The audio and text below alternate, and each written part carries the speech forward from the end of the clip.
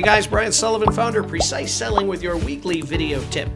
Now this week we're going to talk about the importance of using creativity to get in the doors of prospects who just keep blowing you off. All right, you know these prospects. You send them email after email.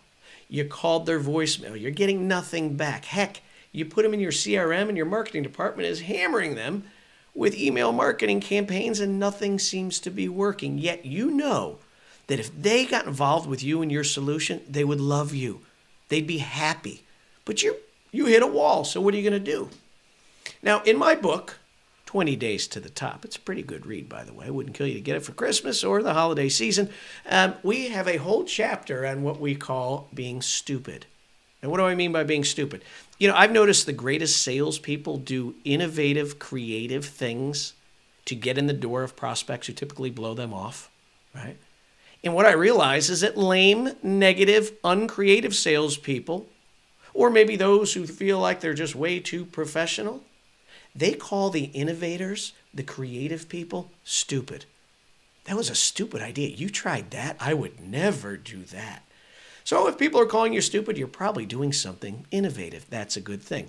Now, I was doing a seminar not long ago in Omaha, Nebraska. I was working with a company, and we were doing a 2-day boot camp, and we took about 15 minutes, and I said, I want everyone in this room to think of that big client who just keeps blowing you off. And I want you to go through this week yourself. Grab a pen, write it down on a sheet of paper. Now, I want you to think of something creative you can do that will get their attention, at very least separate you from the lame, average, mopey, negative salesperson. Now, I did this exercise and I went around the room and I got all these really cool ideas from people. And I would say, hey, listen, that's a great idea, but are you going to do it? And they would say, yeah, I'd feel a little weird doing it, but I'm going to do it. Now, I got to this woman. She was about 4 down in the U-shaped training room. And I said, okay, tell me something stupid you're going to do to get in the door of a client who won't see you. She said, I'm not going to do anything stupid. In fact, I think this whole seminar is stupid. Of course, I jumped across the table. I tackled her, and, we hashed it out. Kidding, of course. I said, listen, give me an example. Is there someone who will not buy from you? She said, yes, there's a big diagnostic imaging center. And they're going to be buying 3 mammography machines. And it would be worth $1.5 million if I got the deal, but I've tried everything I can't get in this door. And I said, did you try anything stupid? She said, no, that's not me. I have to be true to myself. I'm authentic. I'm not stupid. And I said, well, how's that working for you? You got to try something innovative.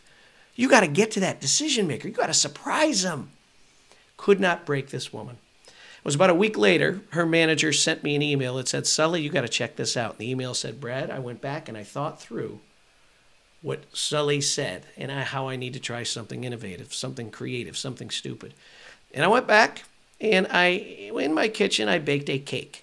And in frosting, I put my phone number on the top of the cake and I had it delivered to this decision maker who I knew was going to stroke a check to somebody who kept blowing me off. Now, when you get a cake delivered to you in your office that has a phone number on it, you do one of 2 things.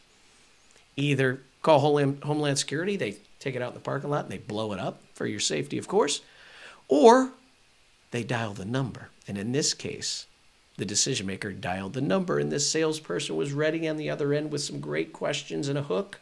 It got her in the door. Now, it was about 3 weeks later, I got the follow-up email. It sounded like this. Hey, Sully, I want to let you know today we'll be placing an order for $1.5 million. And it's all from a stupid cake. Now, my intention in this week's video isn't to make you a cake baker or a home economics major. But I love this story because this was somebody whose tendency was to not take risks. She wasn't an overly extroverted person. She was very nervous. And see, what we all have is this hard drive that is programmed to protect our bodies. And her hard drive was saying, don't do something that doesn't feel right.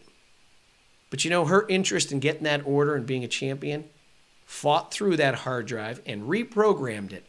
And she said, I'm going to try something creative even though my body is telling me no. And you know what it did? It got the attention of a decision maker.